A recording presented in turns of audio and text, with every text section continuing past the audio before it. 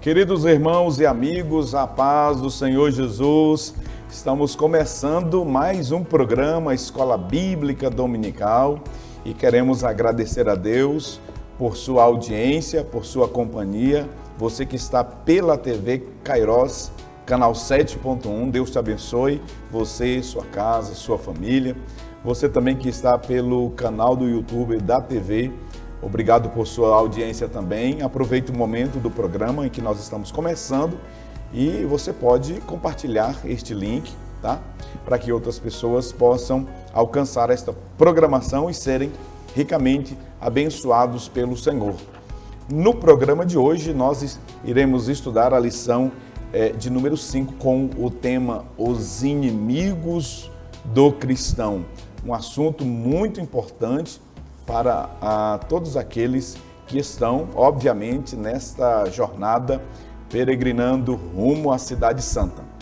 Vamos ao texto áureo, a verdade prática e a leitura bíblica em classe da lição de hoje, que diz assim, o assunto da lição, os inimigos do cristão, e o texto áureo diz exatamente assim: se vivermos no Espírito, andemos também no Espírito.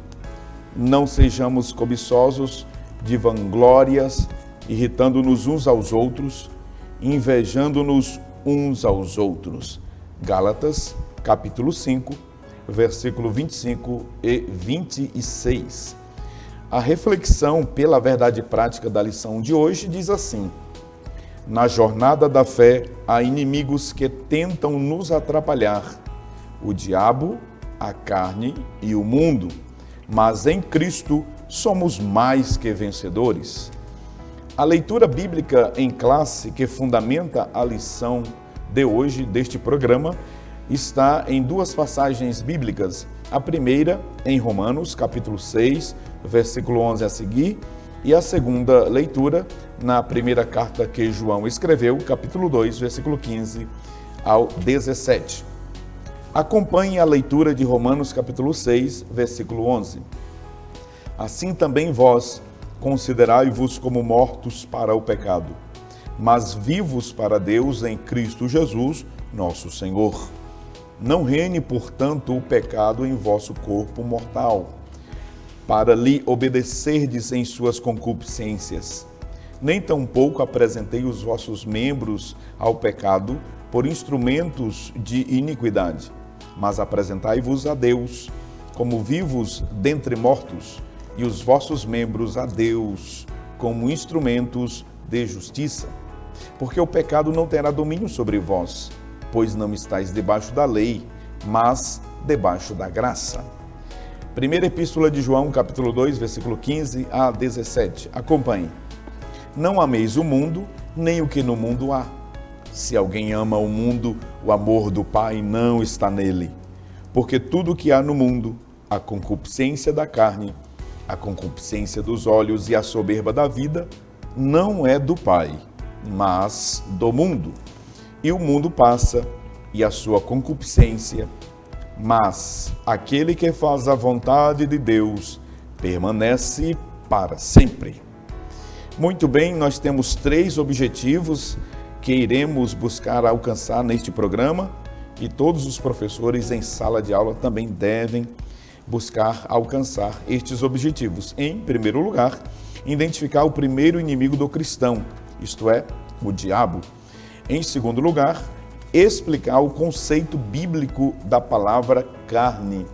E por fim, nós iremos apresentar o termo mundo, enfatizando os 3 níveis de vícios infames de acordo com esta maravilhosa lição.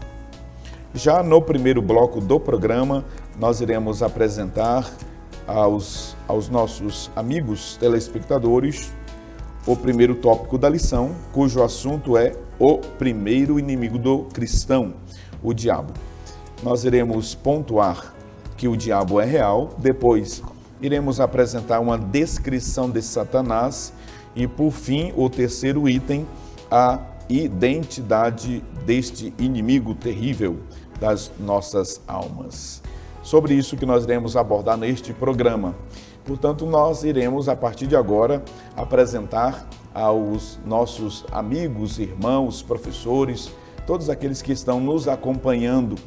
E nesta lição iremos estudar sobre estes 3 inimigos que se apresentam na jornada do cristão, na jornada do crente, do nascido de novo.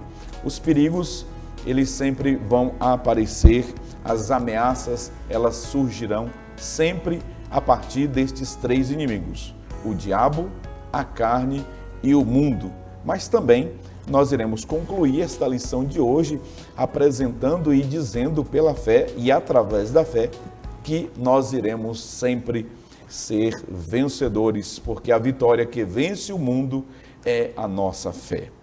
Eu estou com muita alegria aqui nesta mesa, recebendo mais uma vez a presença dos amigos, pastores, pastor Elias Gomes, evangelista Wallace França, que vão comentar esta lição.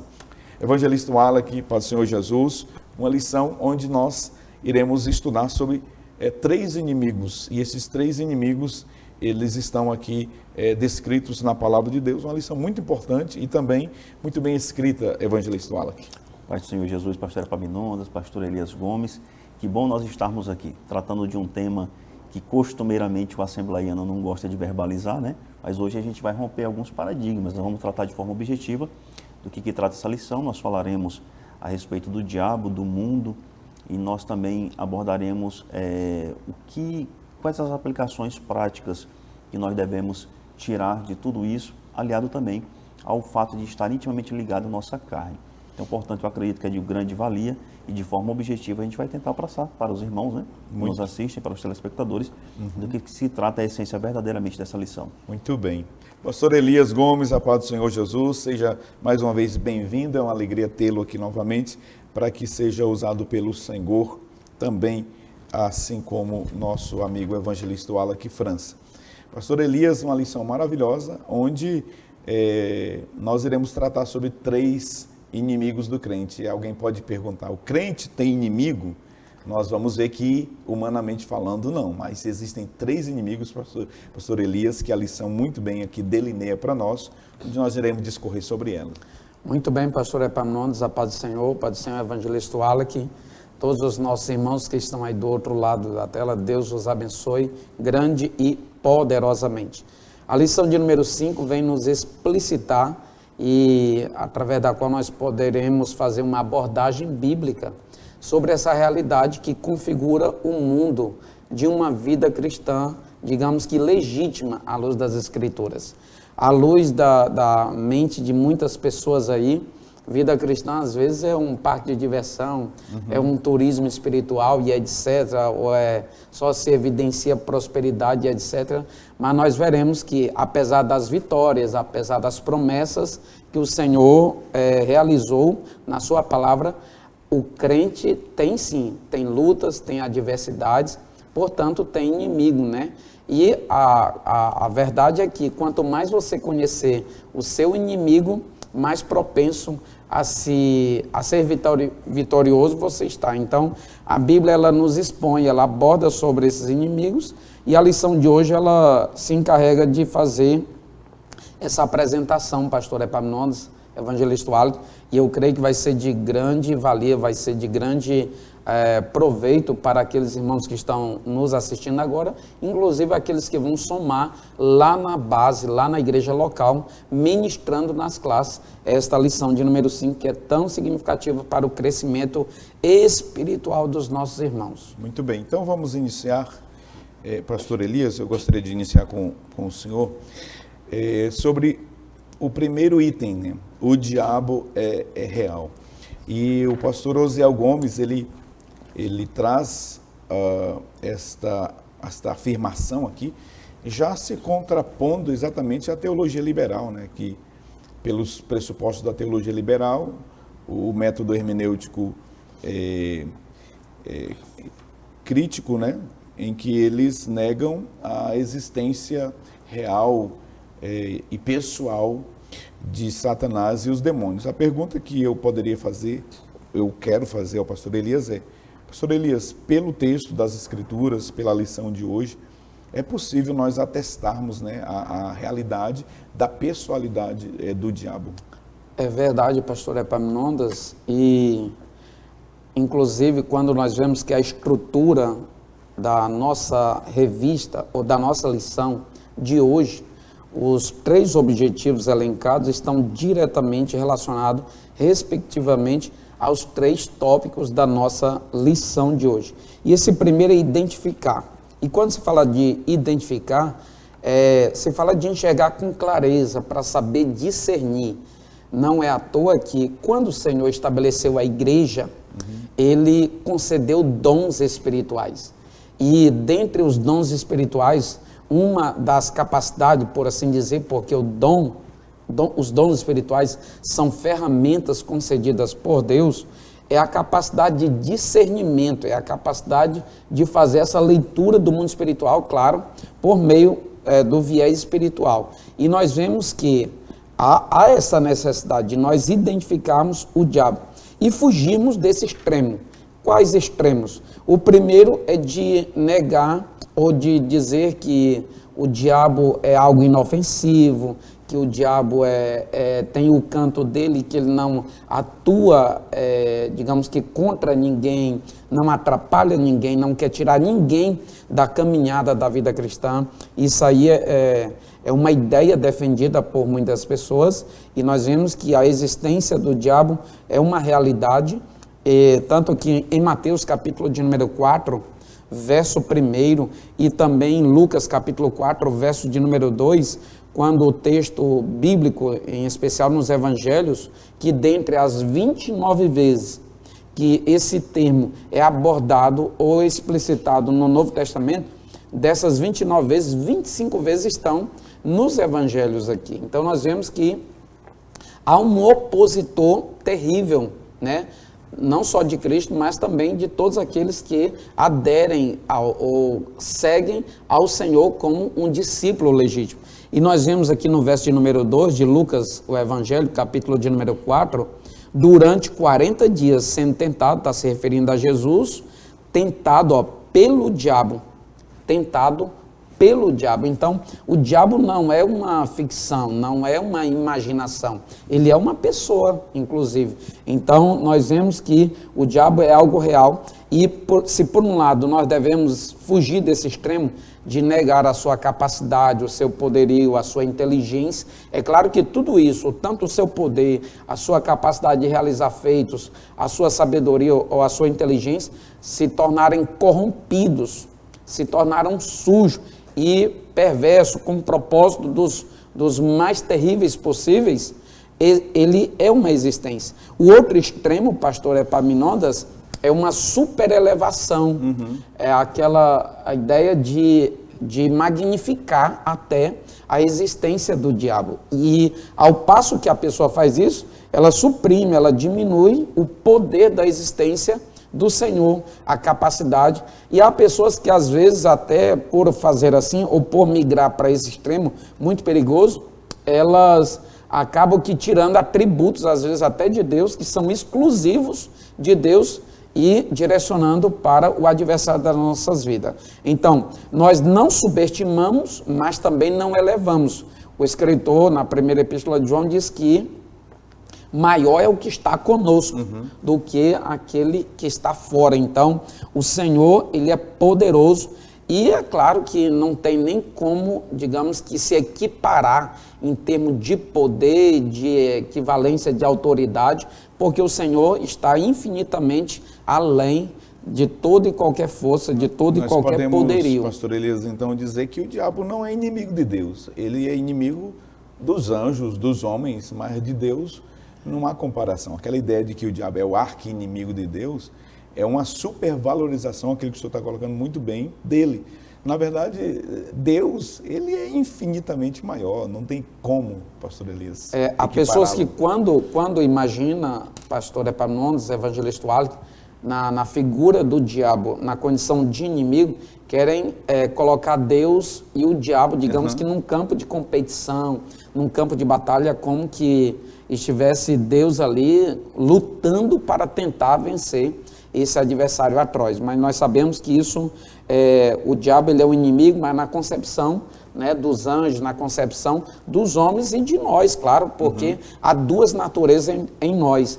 E há uma batalha espiritual. Nós estamos falando aqui, a proposta da lição é nós falarmos dos 3 principais inimigos, e só há inimigo porque há uma batalha. O apóstolo Paulo nos fala isso em Efésios, pastor Epaminondas, capítulo de número 6, versículo de número 12, dizendo o seguinte: porque não temos que lutar contra carne e sangue, mas sim contra os principados, contra as potestades, contra os príncipes das trevas deste século, contra as hostes espirituais da maldade nos lugares celestiais, onde eles habitam, ou onde o seu gestor habita, que vai ser tratado aqui nesta lição.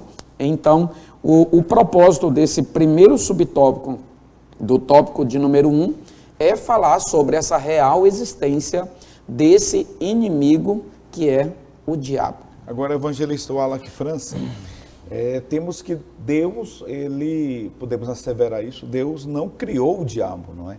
Deus não criou Satanás. Deus criou um querubim, né?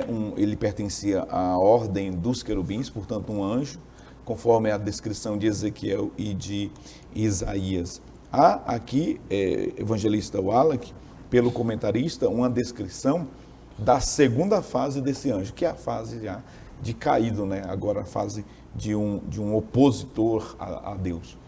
Perfeito, pastor Epaminondas. Quando nós falamos sobre descrição, descrever uma pessoa é descrever suas características físicas, as genotípicas, as fenotípicas, sua carga genética. Descrever é dizer de onde é que ele vem, de sua família, de sua linhagem. Mas aqui o autor, ele traz bem essa descrição e ele define bem. Como o senhor bem disse, Deus ele não cria Satanás, ele cria um querubim que se desvia moralmente. E Deus não cria esse mal moral. O profeta Abacuque diz que os olhos de Deus são santos. O salmista diz que abaixo do trono de Deus habita um mar de santidade. Então é impossível que Deus tenha criado um mal tão grande. Quando se fala que Deus criou o mal, se fala que Deus criou um juízo para combater esse mal. Perfeito. E isso é bem didático aqui que o pastor Zé Gomes nos traz nessa oportunidade. Eu gostaria de rememorar o seu comentário a respeito de uma teologia liberal, que acredita, pastor Elias Gomes, como o senhor só reforçando o seu comentário, acreditando que Satanás é uma mera figura de linguagem, é um aspecto meio figurado, é como se fosse uma criação mítica, né? E nós tratamos aqui como uma pessoa, não como uma pessoa de carne e osso, mas como uma pessoa que tem uma parte imaterial, uma parte intangível. E nós percebemos aqui, quando o autor traz para a gente, pastor Epaminondas, pastor Elias Gomes, esses comentários, o pastor Osiel Gomes ele traz algumas características que descrevem essa pessoa do diabo. Ele traz ele como inteligente, como raivoso, como desejoso e que possui vontade própria. Então é que ele tem vontade própria e livre-arbítrio, que a própria palavra de Deus diz que ele leva uma terça parte dos anjos consigo. Mas o que nós temos que extrair de todos esses comentários aqui? É que apesar de ele ser essa pessoa, dele ter um poder limitado, nós podemos dizer que ele não é onisciente, que ele não é onipotente, que ele não é onipresente. Esses atributos aí é da deidade. Somente Deus os possui. E nós não podemos, de forma alguma, pastor Elias Gomes, pastor Epaminondas, como nós conversamos aqui em off, exaltar esse poderio de Satanás. Como o senhor bem diz, ele não é inimigo de Deus. Nós conhecemos ele como inimigo de nossas almas. Mas como inimigo de Deus, não.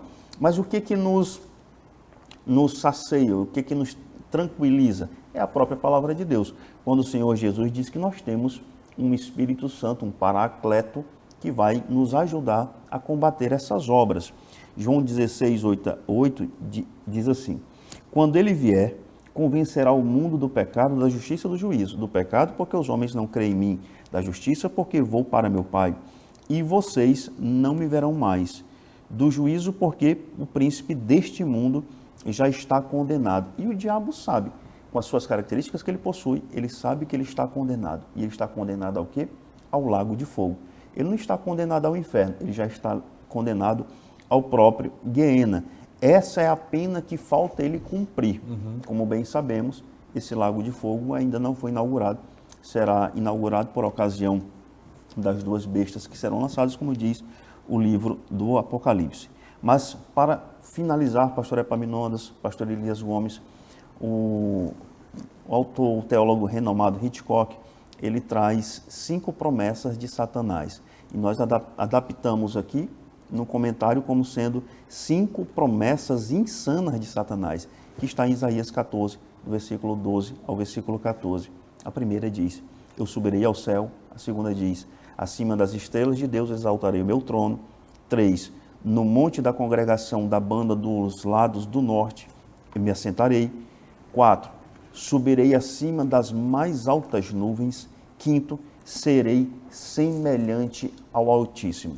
Esses versículos aqui bem definem as categorias, a classe e a descrição dessa pessoa que o pastor Elias Gomes falou, da qual é o nosso inimigo, o inimigo das nossas almas, porém não é inimigo de Deus, porque o seu poderio não se compara ao poderio do Deus Todo-Poderoso. Maravilha. E algo interessante nesse texto de Isaías 14 é que nos revela o pecado matriz, o pecado mãe, o orgulho. Veja os sufixos desses verbos aí: subirei. Subirei. É sempre na primeira pessoa, né? Indicando ali o egocentrismo dele. Me assentarei, serei, exaltarei. Tem sempre um ei ali no final, como sufixo, apontando exatamente para o pecado primeiro. Sim. O pecado que gerou a expulsão de Satanás da ordem dos santos anjos de Deus foi o orgulho. E essa é uma informação um tanto quanto obscura nos textos bíblicos. Sim. Mas nós temos, pastor Elias, um indício por Paulo, há um lampejo onde Paulo lança luz sobre esta interpretação. 1 Timóteo capítulo 3, versículo 6, Paulo falando sobre os requisitos para ser pastor, para ser diácono, para ser bispo. Aí ele elenca lá vários requisitos. No versículo de número 6, Paulo diz que o bispo, ele não pode ser neófito.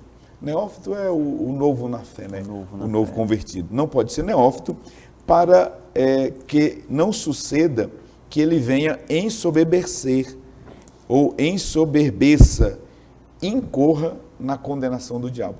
Então perceba que o diabo foi condenado pelo orgulho. Ele foi expulso do céu pelo orgulho. E aí a gente percebe que o orgulho, ele é o pecado que gera todos os outros pecados. Todos os outros pecados, eles são periféricos, derivados deste pecado, que a partir do livre-arbítrio que os anjos tinham, hoje nós entendemos que eles não têm mais, né, até para evitar uma suposta nova rebelião. Mas vejam que o diabo, a personalidade dele, ela é característica porque também nós temos os mesmos atributos que ele tem. Por exemplo, nós temos vontade. O Alan que falou que ele é inteligente. Né? O que mais? Raivoso. E veja, desejoso. Desejoso. O Alan, que são atributos que eles estão presentes em uma pessoa como nós.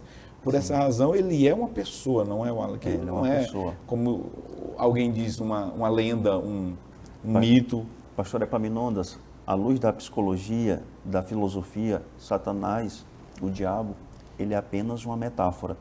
Se nós fôssemos nos debruçar sobre o que a psicologia ensina e pensa disso, à luz da ciência, ele vai dizer que Satanás é apenas uma construção mental, é uma figura mitológica, um símbolo que representa o mal, ou símbolo que representa a injustiça ou a oposição. Não, nós estamos falando de desejo, como o senhor bem disse, de vontade própria, de ciúme, de ódio, de raiva, de orgulho, de soberba. Esses sentimentos, eles são inerentes também à categoria humana. Por isso que é importante, nós vamos estudar ainda acerca da carne, como é que esses sentimentos se manifestam na nossa carne, claro, por conta do pecado original, mas também pela própria influência do diabo. Muito bem. Nós vamos para o intervalo e, quando voltarmos, nós iremos continuar falando desse ser opositor aos servos de Deus aqui na Terra, nessa jornada, falando sobre a identidade deste inimigo. A Bíblia apresenta a identidade dele? A Bíblia apresenta, além dessas características que já foram descritas aqui, nomes que apontam para a personalidade dele também? Sim, veremos estes versículos, essas passagens após o intervalo. Eu espero você. Até já.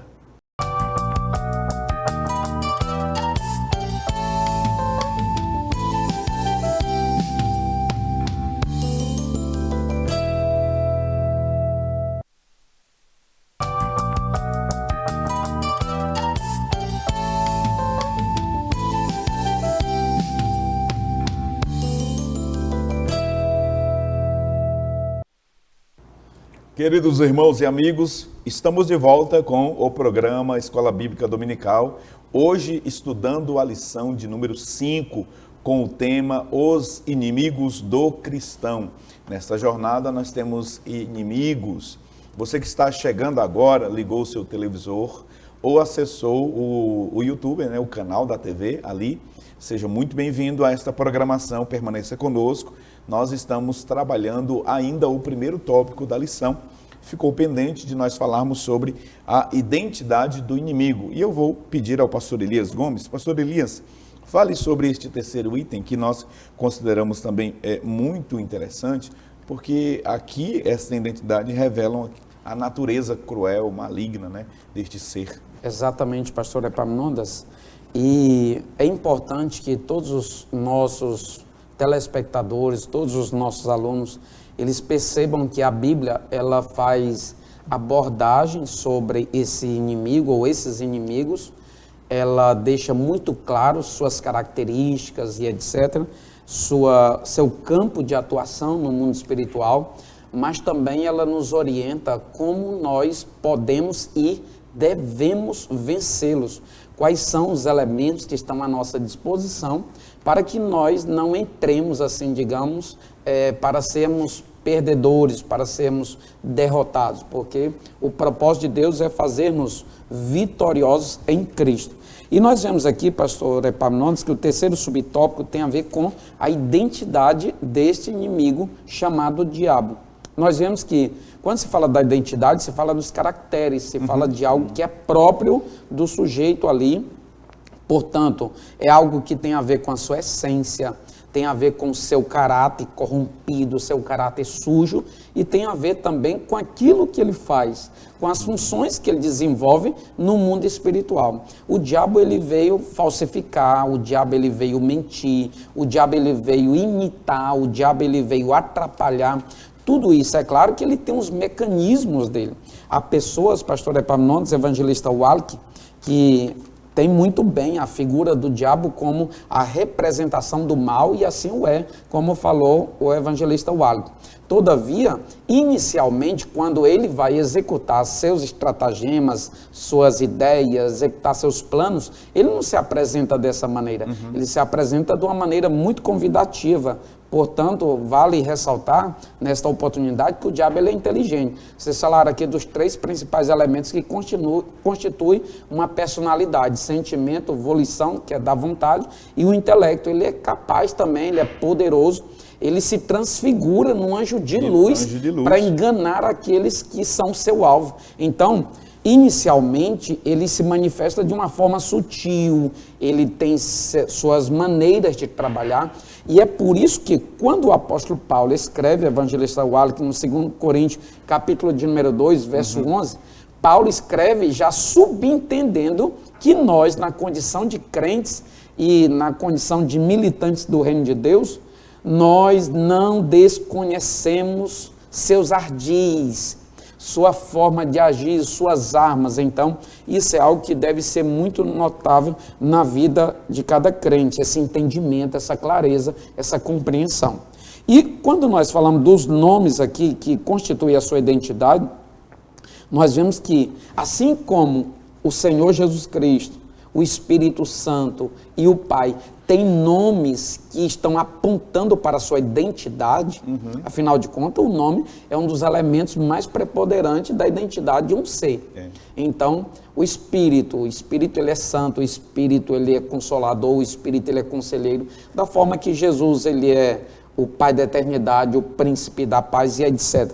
Paralelamente a isso, ou diametralmente oposto a isso, nós vemos que do lado do mal, porque a Bíblia ela deixa muito claro, ela não apresenta só o lado da vida, ela apresenta a morte, não só do bem, mas o lado do mal. O diabo ele é chamado de serpente, dado a sua sagacidade, dada a sua astúcia, dada a sua capacidade de preparar uma emboscada, um laço, como o senhor falou sobre aquilo, que muitos obreiros caem num laço, em especial sendo um neófito, e nós vemos que ele é chamado também de Satanás, que significa adversário. Ele é chamado de diabo por 35 vezes, só no Novo Testamento. Ele é chamado de acusador, que é uma das finalidades dele, acusar dia e noite, conforme está lá no livro do Apocalipse. E acusar aqui é uma espécie de jogar uma verde para tentar colher uma madura. É uma arma que o diabo utiliza dia após dia, querendo desanimar as pessoas da sua caminhada de fé. O diabo ele é chamado de maligno, ele é chamado de dragão vermelho, ele é chamado de tentador, porque ele é perito em fazer ou construir tentações, pratos absurdamente, digamos que, encantador, né? Alguma coisa que venha chamar a atenção de forma demasiada da pessoa. Ele é enganador, ele é Beelzebul, ele é Belial. Portanto, nós vemos aqui que há uma série de nomes que caracteriza a sua essência. Mas eu gostaria de falar daquilo que está lá em João 8,44. Ele é o pai da mentira. Quando se observa lá em Apocalipse, no último capítulo, que ficarão de fora tanto os que praticam, quanto aqueles que amam a mentira. Olha aqui quem é o pai da mentira.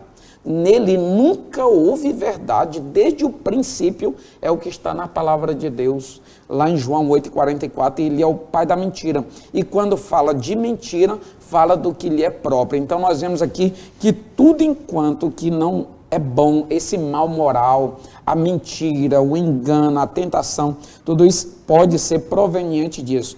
E o pastor Osiel finaliza o texto do terceiro subtópico, pastor Epaminondas, dizendo assim: esses nomes revelam uma natureza cruel, perversa e destruidora do nosso inimigo. Muito bem. Agora vamos para o mapa mental que contém aí o resumo do segundo tópico e nós iremos falar agora sobre o segundo inimigo do cristão, que é a carne. Nós vamos aprender o conceito bíblico de carne, o evangelista Wallace vai falar sobre o conceito bíblico de carne, e depois nós iremos falar sobre a carne no Novo Testamento. Vou pedir ao pastor Elias que comente sobre isso, e por fim nós iremos pontuar a perspectiva doutrinária da palavra carne. Muito bem. Evangelista Wallace França, até agora nós tratamos de um dos três inimigos, né, que é Satanás e os seus demônios, né? Tem que lembrar isso. Sim, é verdade. Como se não bastasse, né? Ainda tem verdade. as suas potestades aí, as suas hortes infernais da maldade. E nós temos ainda agora que falar sobre a carne. Dentro desses inimigos nós temos dois que são externos, o diabo, e o último inimigo que nós vamos tratar, né, aqui o mundo. E agora nós vamos tratar de um inimigo que nós consideramos ele, talvez aqui, o mais nocivo, o mais danoso, né, que é a carne. Esse inimigo, ele é interno, ele está dentro de nós por uma natureza caída, pecaminosa. Conceitue, evangelista Wallace, biblicamente esse termo carne que é colocado aqui na revista. Perfeito, pastor Epaminondas, pastor Elias Gomes. A lição ela nos traz basicamente 4 conceitos a respeito da terminologia carne. Então, nós temos, se nós formos falar em carne, isso do ponto de vista inclusive bíblico, nós teremos 4 conceitos aqui diferenciados. Mas a primeira, o autor nos traz, é como o tecido muscular, o corpo humano e dos animais. Esse corpo que o Senhor Deus nos fez. O corpo humano inteiro, que o autor traz como segundo material, como segunda matéria, Terceiro, o ser humano segundo a sua fragilidade e mortalidade, assim como está descrito em Salmo 78, versículo 39. E o quarto, a própria natureza pecaminosa, que está em Gálatas 5:19 e 6:8. Quanto a essa natureza pecaminosa, que consideramos o cerne da questão desse subponto desta lição, é nós tratarmos a carne, essa nossa natureza humana, como uma tendência natural ao pecado. Por quê? Com o pecado original de Adão e Eva no Jardim do Éden, toda a humanidade foi contaminada. A palavra de Deus diz que em Adão todos pecaram. Em Romanos diz que todos foram destituídos da glória de Deus. Então nós temos que ter essa questão em mente. Nós temos hoje, pastor Epaminondas, pastor Elias Gomes, por causa do pecado original, um coração inclinado a pecar. Aí nós podemos ver alguns autores, talvez até o pastor Osiel Gomes, dizendo que o nosso primeiro inimigo é o diabo. Nós poderíamos complementar o seu texto dizendo assim, que foi o primeiro inimigo da humanidade. Mas hoje, atualmente, o primeiro inimigo do crente, do cristão, certamente, da humanidade, é a sua própria carne. Por quê? Porque habita em nós hoje uma natureza pecaminosa. O diabo, ele tenta Eva no Jardim do Éden, mas ela peca, Adão peca, mas esse pecado nos é transmitido. A partir de agora, a nossa luta, o nosso primeiro embate é contra o homem carnal, aquele que é adverso do homem espiritual. Só que nós também temos em mente, pastor Elias Gomes, e o pastor Elias Gomes, ele trata muito esse tema e nós aprendemos muito com ele, a nossa nova natureza nós temos que levar em consideração quando nós nascemos de novo, aceitamos a Jesus como Senhor e Salvador das nossas vidas, essa nossa nova natureza, ela é controlada pelo Espírito Santo. Eu não estou dizendo que nós não somos mais pecadores, nós ainda somos, mas a nossa natureza hoje nós temos algo que nos ajuda a lutar nessa batalha, que é o Espírito Santo. Então, todo cristão, ele possui duas naturezas, né? Então, a nova vida que ele recebeu quando aceitou a Jesus Cristo e a velha natureza, chamada aqui em termos doutrinários, em termos teológicos, à luz da Bíblia Sagrada, chamada de carne. Portanto, é interessante nós observarmos que nós ainda temos essa natureza carnal pecaminosa, mas nós nascemos de novo no Espírito e nós somos também hoje controlados pelo próprio Espírito Santo de Deus. Maravilha. Para corroborar, Romanos capítulo 7, versículo 19, exatamente aquilo que foi falado aqui, né? Sim. A carne, ela tem ela se manifesta, né, opositora a Deus de tal forma. Olha o que Paulo diz. Porque não faço o bem que prefiro, mas o mal que não quero, esse faço.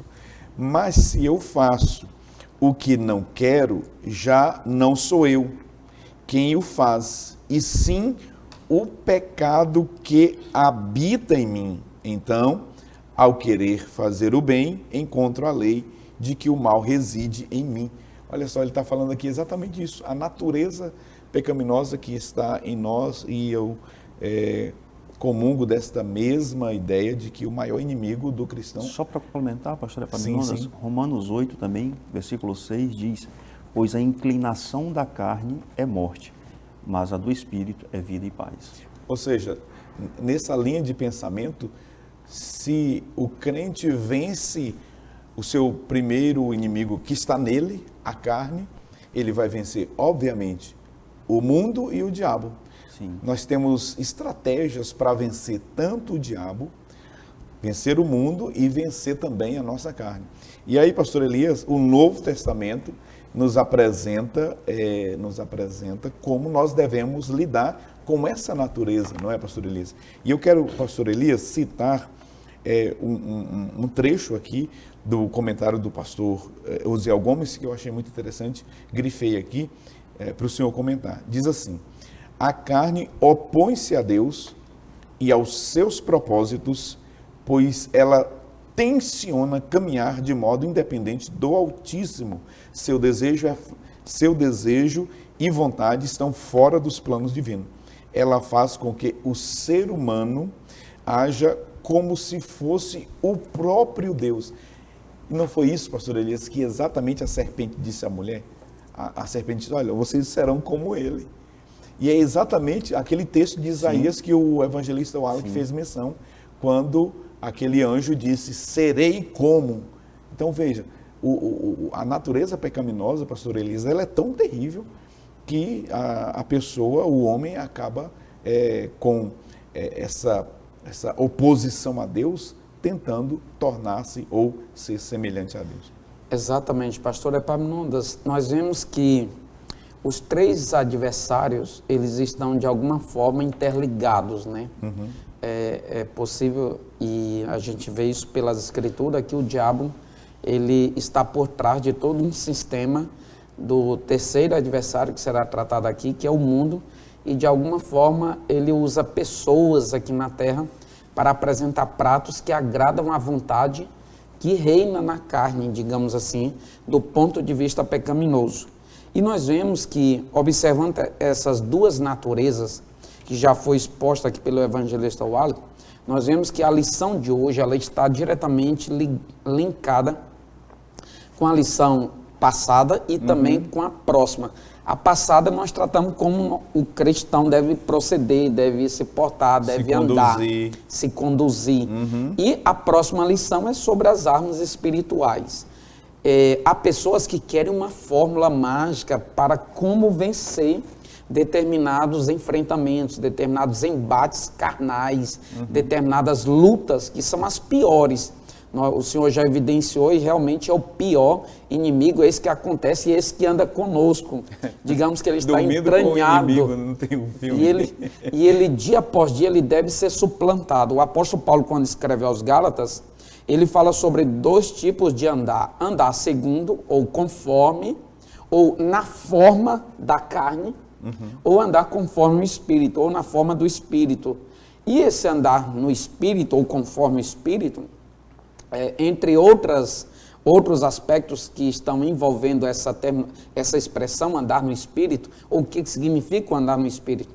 Sobremodo, andar no Espírito significa se submeter ao senhorio do Espírito Santo de Deus. Nunca uma pessoa vai ser vitoriosa no campo dessa luta carnal contra essa vontade que está dentro de cada pessoa.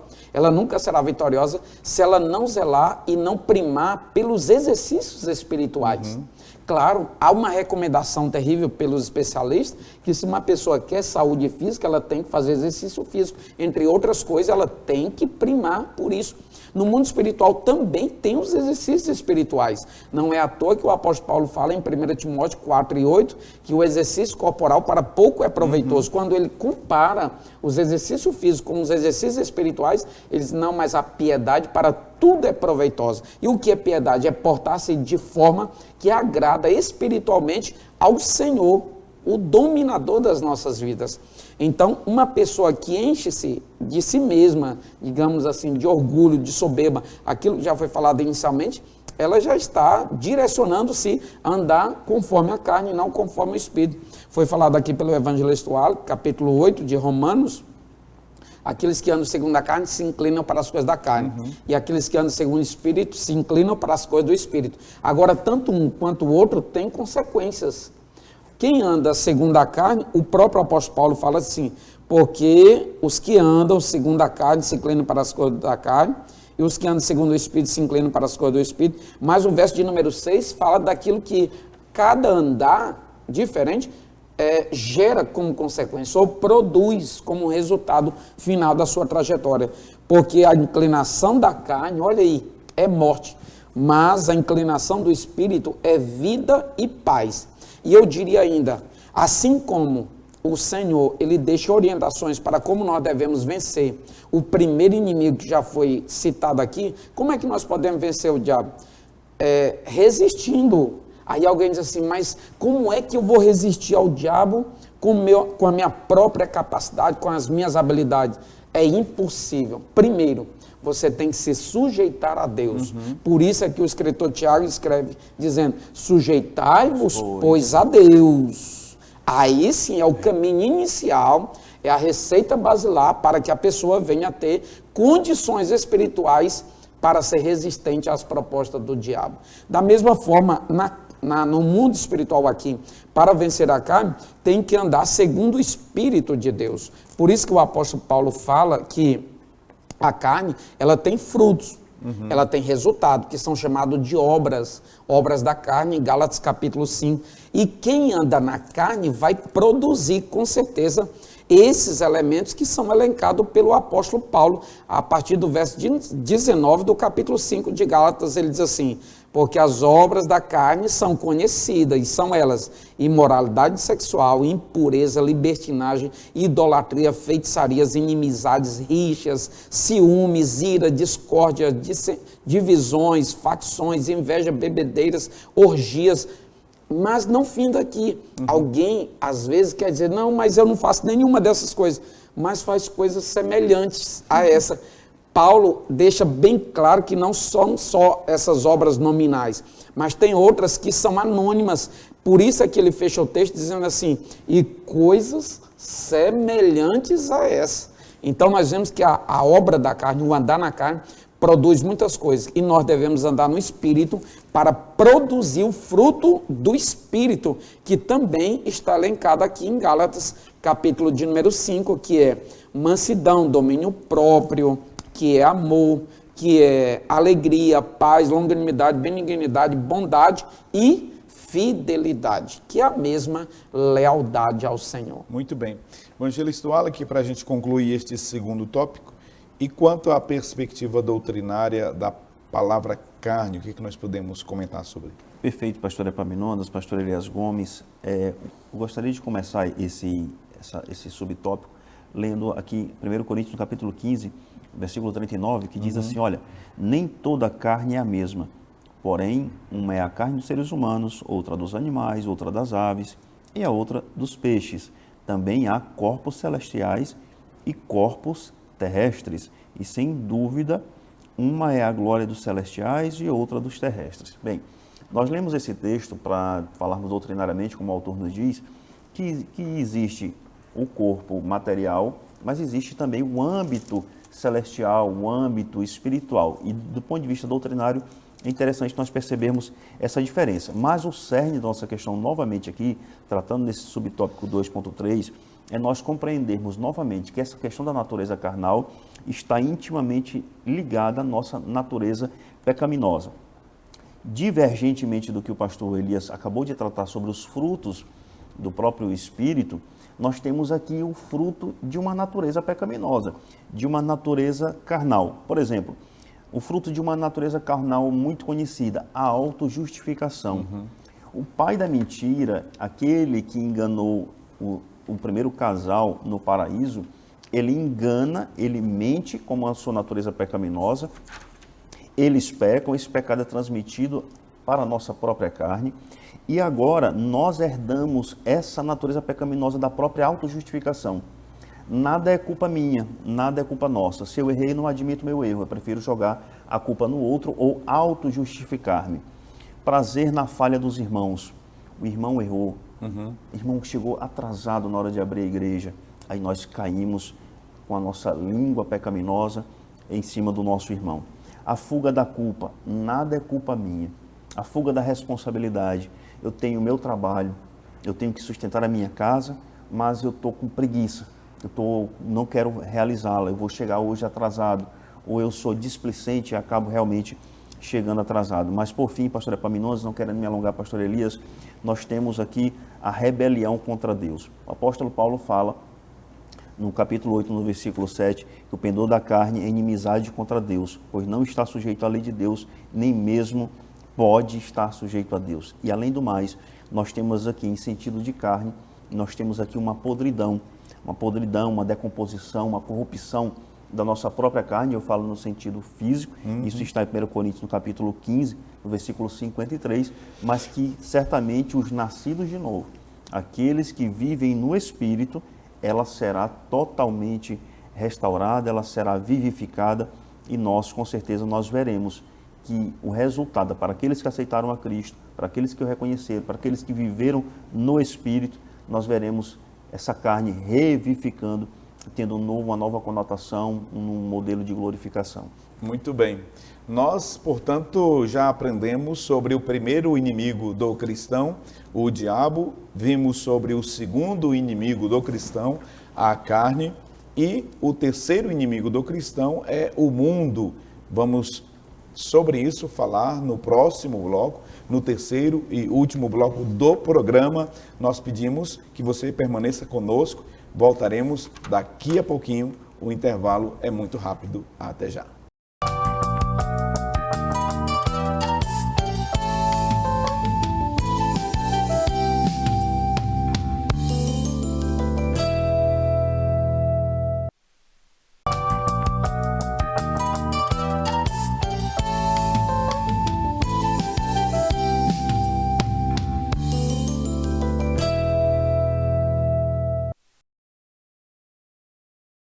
Estamos de volta com o programa Escola Bíblica Dominical, estudando hoje a lição de número 5. Nós agora iremos tratar sobre o terceiro inimigo do cristão, o mundo. Vamos para o mapa mental que contém aí os 3 itens que serão aqui comentados pelos nossos comentaristas. O primeiro item é perspectivas bíblicas da palavra mundo. O segundo é 3 níveis de vícios infames. Nós vamos falar sobre a concupiscência da carne, dos olhos e a soberba da vida. E depois, por fim, vencendo o mundo.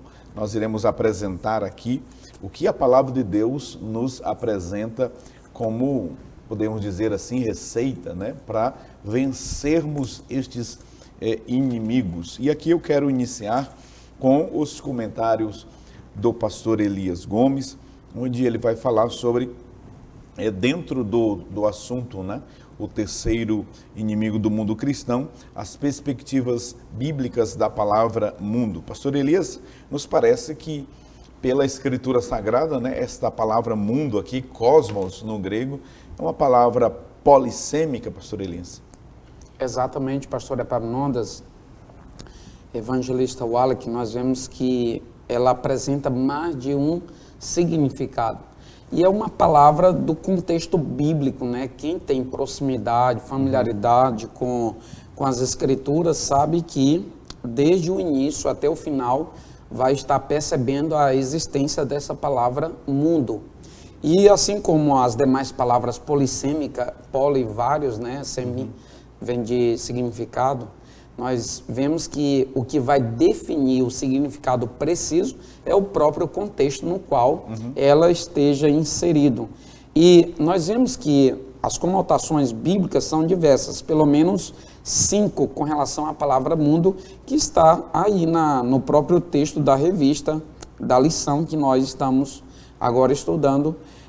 Em primeiro lugar, nós vemos que a Terra, por exemplo, ela é um alvo de referência por meio do qual a palavra mundo é enfatizada. Lá no Salmo de número 24, verso 1, nós vemos isso acontecer. Nós vemos que mundo também pode ser o conjunto das nações conhecidas, né? Conforme 1º livro dos Reis, capítulo 10, nós vemos que mundo pode se fazer referência também à raça humana como um todo, está lá no livro dos Salmos. Né? Nós vemos que mundo, em quarto lugar, pode fazer referência ao universo.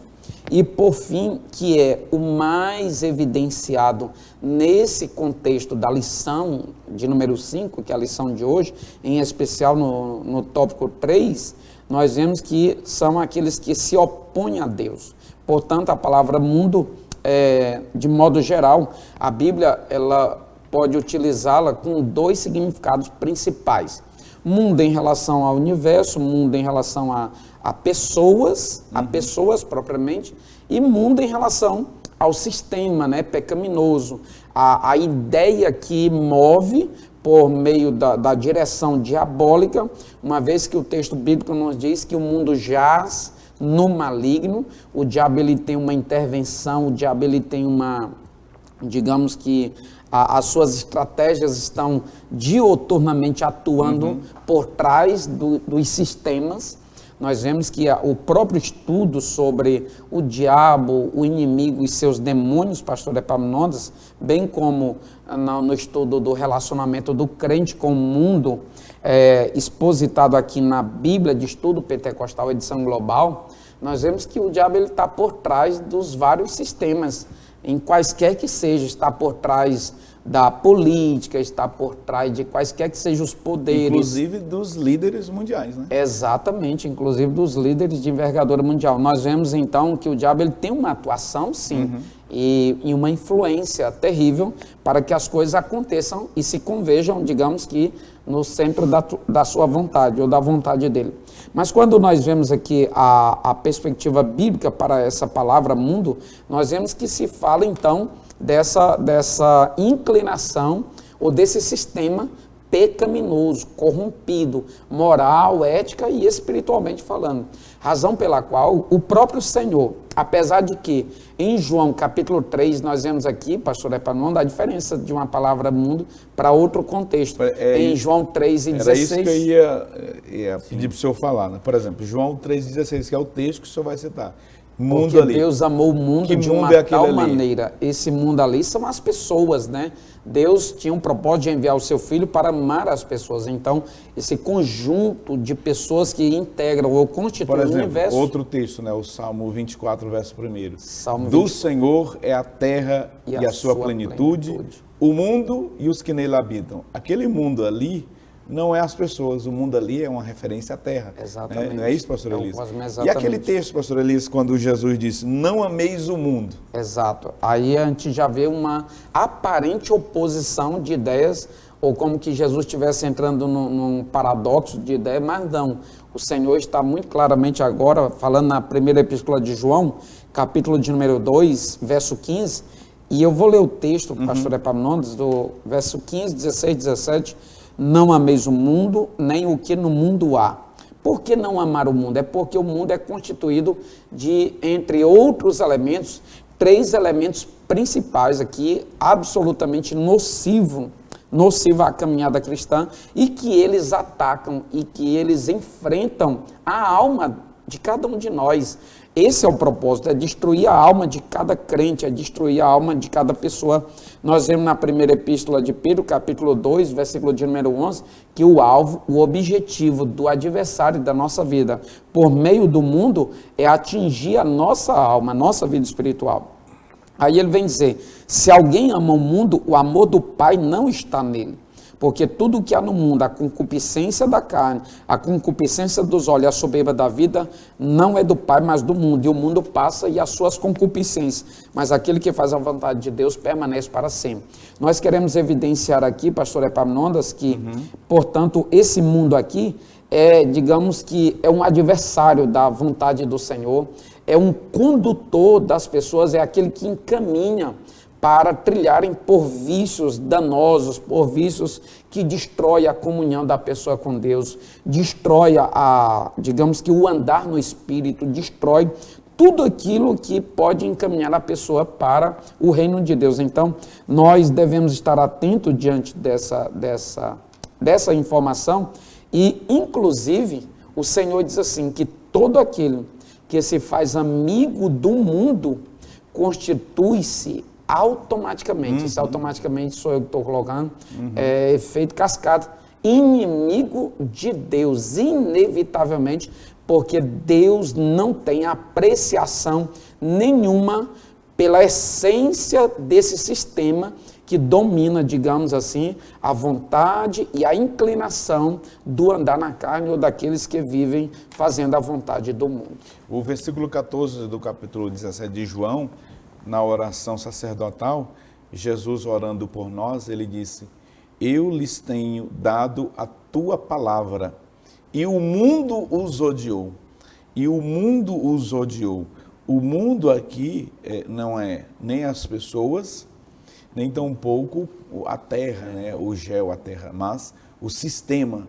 Por isso, pastor Elias, aquilo que o senhor muito bem colocou no início da sua fala, o contexto é quem vai determinar o sentido do que o autor quis dizer ali. Portanto, tem uma lei em hermenêutica que nós dizemos que o contexto é rei. Aqui ele faz sentido assim, literalmente, né? O contexto aqui é quem vai dar ordem, é o contexto que vai ditar qual é o sentido real que o autor quis transmitir da palavra mundo. Evangelista Wallace França, e sobre os níveis de vícios infames que nos é apresentado pelo autor, fale sobre este segundo item aqui da lição. Perfeito, pastor Epaminondas. Nós temos 3 níveis de vícios infames. Vício já não é bom, vício infame é pior. Infame significa desprestigiado, desorganizado. Então nós temos que ter bem em mente. E o autor ele divide didaticamente acerca da concupiscência da carne, concupiscência dos olhos e a soberba da vida. Quanto à concupiscência da carne, pastor Epaminondas, o pastor Elias Gomes leu aqui agora há pouco, carta do apóstolo Paulo aos Gálatas, no capítulo 5, 19 e 21, que define bem isso. Trouxemos a prostituição, a impureza, a lascívia, a idolatria, feitiçarias, inimizade, porfíria, ciúme, ira, discórdia, etc. Mas aqui, pastores, João ele tem um tipo de concupiscência, ele trata sobre uma concupiscência em particular. Ele vai se referir aqui aos desejos realmente impuros, às arruaças, às festas, às grandes farras, à intemperança no comer e no beber. Então, o apóstolo João, ele define quanto a essa profundidade, levando para a área do adultério, para a área da sodomia, dos desejos não naturais, que o próprio apóstolo Paulo trata na sua carta aos Coríntios e aos Romanos. Quanto à cobiça dos olhos, pastores, João ele menciona ainda sobre essa concupiscência, que durante todo o Antigo Testamento e o Novo Testamento, nós percebemos acerca disso. O autor de Eclesiastes, capítulo 4, versículo 8, ele vai tratar dos olhos que nunca se fartam de riquezas, aqueles olhos cobiçosos. Nós vemos, pastores, numa passagem no livro de Josué, no capítulo 7, a partir do versículo 21, nós vemos um homem de uma das tribos chamado Acã, e ele peca. Como é que ele peca? Ele peca porque ele cobiçou uma capa babilônica. Aí você vai analisar o contexto histórico. Israel sai para lutar contra a cidade de Ai, e lá ela é sufragada por um exército inimigo muito menor. E Josué, a palavra de Deus diz que Josué vai orar e clamar ao Senhor. E o Senhor disse assim: pare de chorar, levante, porque Israel pecou.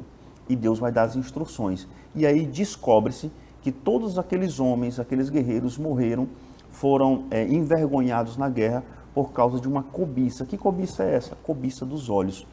Um morador, um ocupante daquela tribo, ele cobiça uma capa babilônica e por isso Israel passa a perder a guerra, perder a batalha. E por fim ele fala sobre a soberba da vida. E aí a Bíblia traz vários exemplos de soberba no livro sagrado, desde o Antigo Testamento até o Novo Testamento. E essa soberba da vida nós percebemos, pastor Epaminondas, a soberba de Nabucodonosor, em Daniel no capítulo 4, versículo 30, nós vemos a soberba do rei de Tiro, quando nós vimos no livro do profeta Ezequiel, aquele rei, enquanto Jerusalém era sitiada, Israel era sitiado, Judá era sitiado, aquele rei ele começa a se vangloriar, ele começa a sorrir, ele começa a caçoar, e ali tem uma profecia, se levanta um juízo de Deus contra a cidade de Tiro, que nós conhecemos muito bem a história. Nós percebemos também a soberba de Assuero no livro de Esté, temos também a soberba de Herodes em Atos dos Apóstolos, capítulo 12, versículo 21 ao versículo 23. E eu gostaria de ler o que o salmista fala no Salmo 73, a partir do versículo 5, acerca desses soberbos. Ele diz assim: olha, não partilham das canseiras dos mortais, nem afligidos como os outros. Por isso a soberba os cinge como um colar, e a violência os envolve como um manto. Os olhos saltam-se de tanta gordura, do coração deles brotam fantasias, zombam e falam mal com maldade, falam da opressão com arrogância, abrem a boca para falar contra os céus, e a língua deles percorre a terra. Por isso o seu povo se volta para eles e os tem por fome, do qual bebe com avidez. Eles dizem: como Deus ficará sabendo? Por acaso o Altíssimo tem algum conhecimento? Eis que estes são os ímpios e sempre tranquilos aumentam as suas riquezas. Bem, o salmista definiu bem aqui o que é essa concupiscência da carne e dos olhos e a soberba da vida, que é um mal. que nós repetimos, nós devemos vencer e pregar sobre esse vencimento através do próprio Espírito Santo de Deus. Muito bem, que bênção, maravilha. Pastor Elias, como vencer o mundo? É possível, pastor Elias, vencer o mundo, não é? É possível vencer essa paixão desenfreada da carne, né? Essa concupiscência que o Wallace colocou. É possível vencer o diabo, mas também é possível vencer este terceiro inimigo, pastor Elias. E aí, pastor Epaminondas, evangelista, nós vemos que há uma relação muito próxima entre os elementos que existem no mundo e os elementos que tramitam em nós, né? Ou seja, o adversário que está em nós, que é aquela natureza, a velha natureza, a concupiscência, o desejo desenfreado. Um desejo desordenado, a pessoa é capaz de fazer coisas impensáveis, coisas loucuras, que ninguém imagina, loucuras inimagináveis, imensuráveis. E nós, durante esta lição, nós falamos sobre o como vencer esses adversários. Nós falamos anteriormente que há pessoas que querem uma fórmulazinha mágica, etc., mas que não existe. O que existe são as orientações bíblicas das quais nós jamais devemos abrir mão. Vencer o diabo, primeiro adversário, nós já vimos aqui, que é sujeitar-se a Deus em primeira instância e depois ser resistente a Ele. Vencer os desejos carnais, vencer aqui esse inimigo que está conosco continuamente. É nós não abrirmos mão jamais dos exercícios espirituais. Pastor Epaminondas, o que é de gente reclamando de um problema aqui, de um problema ali, tal problema carnal e etc. Mas você vai ver a pessoa não lê a Bíblia, não estuda, não examina as Escrituras, não tem vida de oração, rejeita, ignora de uma forma absurda, trata de qualquer forma como algo opcional. Não, oração é necessário, oração é vital. Pastor Antônio Gilberto diz que a oração é a respiração da alma. Ou ora e respira, ou não ora, e sua alma vai morrer. Então, há pessoas que não observam, inclusive com diligência, os exercícios espirituais e acabam que a tendência é enfraquecer e vai ser vencido. O outro, convencer o mundo. Nós vemos que o mundo aqui já foi tratado sobre os níveis, né, da sua atuação, bem como a diferença de um contexto para o outro. Mas o vencer o mundo, o próprio Senhor Jesus, quando está em João capítulo 17, no Evangelho, ele diz, Pai, quando ele está orando ao Pai, em função dos discípulos, ele diz, eu não peço que os tire do mundo. Olha aí outra vez a palavra mundo. Eu não peço que os tire do mundo, mas que os livre do mal. Implicitamente tem um segundo mundo ali, além desse mundo cosmo, além desse mundo terra. Ele está falando sobre a maior característica do mundo, que é o mal, que está presente, que é essa atuação. E ele está rogando ao Pai para que livrasse seus discípulos do mal. E ele mesmo diz assim como do mundo eu também não sou. Mas na primeira epístola de João, pastor Epaminondas, capítulo 5, verso de número 4, é um texto muito conhecido. Aqui vem a receita, por assim dizer, para convencer o mundo. Porque tudo que é nascido de Deus vence o mundo. Essa é a parte A do versículo. A parte B diz assim, e esta é a vitória que vence o mundo, a nossa fé. Portanto, a fé é um elemento imprescindível e é inevitável, é indispensável, digamos assim, que nós venhamos usar continuamente. Mas só pode exercer essa fé corretamente aquele que é nascido de Deus. Portanto, há uma necessidade, entre outras coisas, de nós nascermos de novo. Não pode vencer o mundo se não nascer de novo. Só pode vencer o mundo quem nasce de novo. Aquele nascimento que nós já tratamos aqui, da regeneração, que é o ingresso na caminhada, que foi tratado no início. E outra coisa, o ser cheio do Espírito. O Espírito Santo é Ele que nos ajuda, é Ele que nos fortalece, é Ele que nos aconselha, é Ele que nos orienta, é Ele que é o nosso socorro, é Ele que é o nosso fortalecedor, é Ele que é o nosso advogado, é aquele que está do nosso lado continuamente para nos ajudar e nos dotar das habilidades necessárias para vencermos todo o sistema mundano no qual nós estamos inseridos. Então, nós vemos que há uma receita, é nós sermos cheios do Espírito Santo.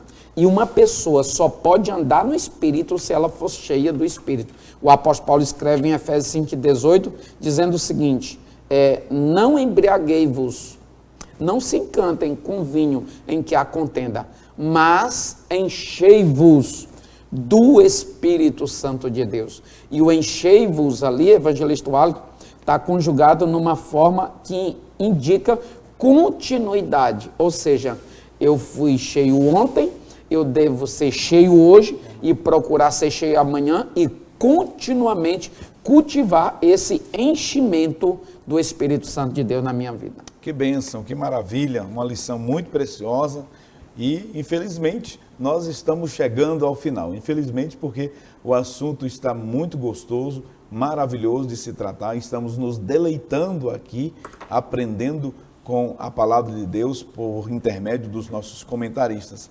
Mas nós vamos ficar por aqui agradecendo a Deus e a sua vida.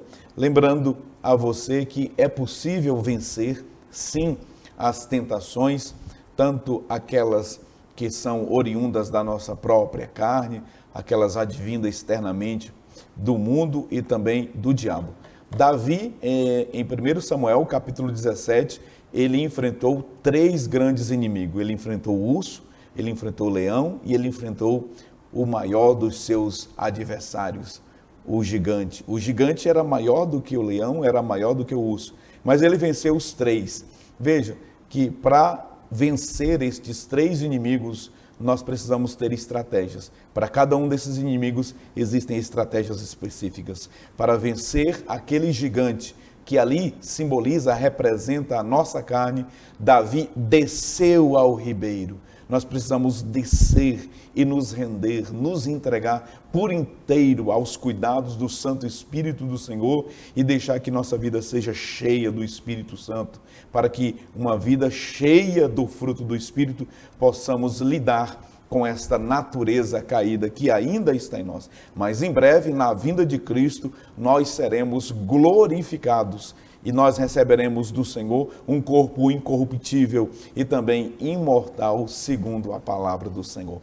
Deus te abençoe, Deus abençoe você, sua casa, sua família, você professora, professor de escola bíblica dominical, obrigado por sua audiência, nossos companheiros pastores, Deus abençoe, nosso pastor Salles, que está aí sempre nos dando total apoio, incentivando o trabalho que é desenvolvido aqui pelo programa Escola Bíblica Dominical, agradecendo também a produção através e pelo Albert Júnior, que é a pessoa que está ali sempre na produção da programação, e os nossos comentaristas, evangelista Wallace França, muito obrigado, pastor Elias Gomes, obrigado, vocês, servos de Deus, estão sempre aqui disponíveis e dispostos, a serem usados pelo Senhor, contribuindo com o reino de Deus nesta obra maravilhosa.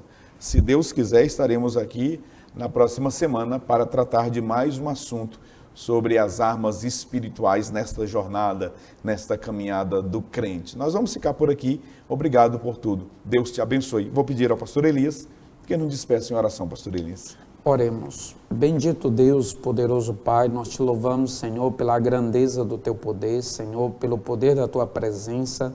Nós te exaltamos, Senhor, pela existência deste programa. Continua abençoando o teu servo, pastor Epaminondas, sua família, o evangelista Wallace, Senhor, toda a sua casa.